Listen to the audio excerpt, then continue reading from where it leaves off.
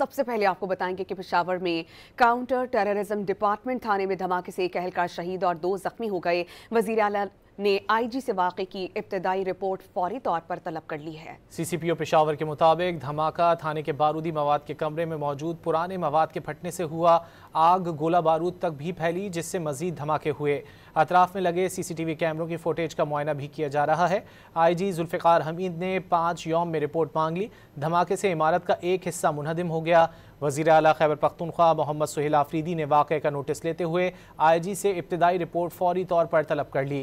शहीद CTD police एहलकार Bilal Khan की नमाज जनाजा मलिक साद शहीद पुलिस लाइन्स में सरकारी एजाज़ के साथ अदा कर दी गई। काउंटर टेररिज्म डिपार्टमेंट थाने में धमाके से एक अहलकार शहीद और 2 जख्मी हो गए। वज़ीर आला ने आईजी से वाक़े की इब्तदाई रिपोर्ट फौरी तौर पर तलब कर ली है। सीसीपीओ पेशावर के मुताबिक धमाका थाने के बारूदी मवाद के कमरे में मौजूद पुराने मवाद के फटने से हुआ।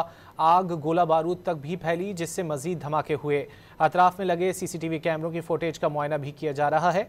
आईजी जुल्फ़िकार हमीद ने 5 यौम में रिपोर्ट मांग ली। धमाके से इमारत का एक हिस्सा मुनहदिम हो गया। वज़ीर आला खैबर पख्तूनख्वा मोहम्मद सुहेल आफरीदी ने वाक़े का नोटिस लेते हुए आईजी से इब्तदाई रिपोर्ट फौरी तौर पर तलब कर ली।